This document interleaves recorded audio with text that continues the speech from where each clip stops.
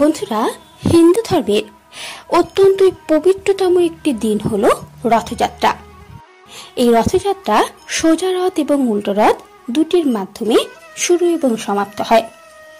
আগামী 7 জুলাই রবিবার দিন সম্পূর্ণ হয়েছে এ বছরের সোজা রথ এবং ঠিক তার এক সপ্তাহ পরে অনুষ্ঠিত হবে উল্টো রথ, যার মাধ্যমে জগন্নাথ দেব আবারও তার নিজ গৃহে ফিরে যাবেন। এবং এবছরের এই উল্টো রথ কবে পড়ছে এবং এই উল্টো রথের দিন এমন কিছু খাবার রয়েছে যেগুলি একদমই খাওয়া উচিত না। বিশেষ করে এই উল্টো রথের পুণ্যতিথিতে এমন কিছু জিনিস যেগুলি খেলে অভাব, অনটন এবং দারিদ্রতা বয়ে নিয়ে আসে, সেই সম্পর্কে আজ আমরা এই ভিডিওর মাধ্যমে জেনে নেব। আশা করছি আজকের এই তথ্য আপনাদের ভালো লাগবে এবং আপনাদের সকলকে জানাই আমাদের এই চ্যানেলে আরও একবার সুস্বাগতম। বন্ধুরা, উল্টো রথযাত্রার দিনটি আমাদের হিন্দু ধর্মেও সোজা রথের মতোই অত্যন্তই গুরুত্বপূর্ণ বা মহত্বপূর্ণ।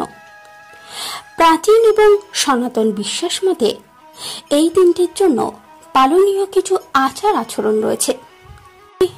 হিন্দু ধর্মের প্রত্যেকটি অনুষ্ঠান বা প্রত্যেকটি পূজা পার্বণের পেছনেই আলাদা আলাদা ঐতিহ্যের সাথে আলাদা আলাদা নিয়ম কারণ রয়েছে, যেগুলিকে আমাদের শাস্ত্রে মেনে চলতে বলা হয়েছে।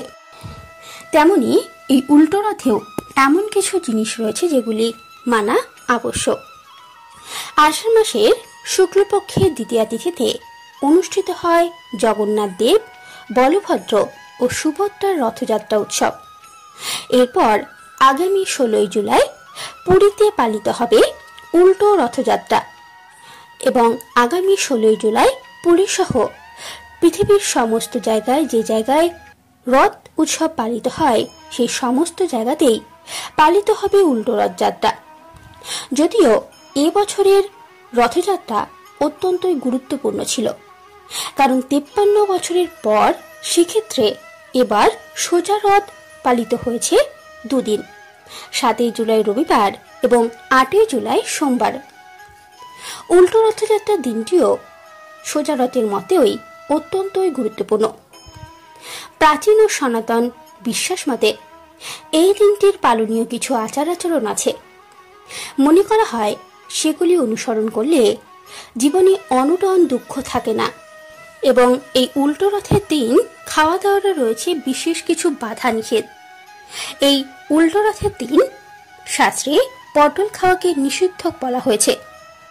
পটলের তৈরি যে কোনো খাবার এই তিথিতে এড়িয়ে চলা উচিত। এছাড়াও কোনো রকমের শাক এই উল্টো রথ তিথিতে ভুল করেও খাবেন না, এটি অবশ্যই মনে রাখতে হবে। এছাড়াও তিক্ত খাবার যেমন উচ্ছে, করলা, নিমপাতা এগুলিও খাবেন না। এই সমস্ত কিছু খাওয়া থেকে দূরে থাকবেন এবং উল্টো রথের এই পুণ্যতিথিতে আমিষ খাবার খাওয়াও বর্জনীয়। এই দিন নিরামিষ বা সাত্ত্বিক আহার ভোজন করবেন। মানা হয় উল্টো রথের দিন খাওয়া দাওয়া নিয়ে এই রীতি পালন করলে জীবনে অভাব, অনটন, দরিদ্রতা থাকবে না, এটি আমাদের শাস্ত্রে বিশ্বাস করা হয়েছে। এছাড়াও এই পবিত্র উল্টো রথযাত্রার দিন আপনারা শ্রী বিষ্ণুর উদ্দেশ্যে উপোস রাখবেন। এটিকে খুবই শুভ এবং পুণ্যদায়ী মনে করা হয়। এছাড়াও আপনি আপনার শ্রমের উপার্জিত অর্থের কিছু অংশ এই উল্টো রথের পুণ্যতিথিতে অবশ্যই দান করুন। মানা হয় এমনটি করলে কখনো অর্থের অভাব হয় না এবং অভাব, অনটন আপনার ধারে কাছেও এসে ঘিরতে পারবে না। এছাড়াও উল্টো রথের দিন আপনি অবশ্যই জগন্নাথ দেবকে 108টা গোলাপ অর্পণ করুন। যদি 108টা সম্ভব না হয় তবে 11টা বা 21টি গোলাপ অর্পণ করতে পারেন।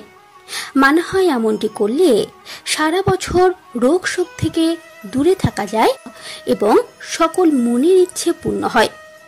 বন্ধুরা, আপনারা এই উল্টো রথের পবিত্র তিথিতে অবশ্যই এই নিয়ম বা বিধিনিষেধগুলো মেনে চলুন। এতে জীবনের সমস্ত বাধা বিপত্তি কেটে যাবে। এছাড়াও এবং অভাব অনটন কখনোই আপনাকে স্পর্শ করতে পারবে না। বন্ধুরা, আশা করছি আজকের এই তথ্য আপনাদের ভালো লেগেছে। যদি ভিডিওটি ভালো লেগে থাকে তাহলে লাইক, শেয়ার এবং সাবস্ক্রাইব করতে কিন্তু ভুলবেন না। আজকের মতো এটুকুই। ধন্যবাদ।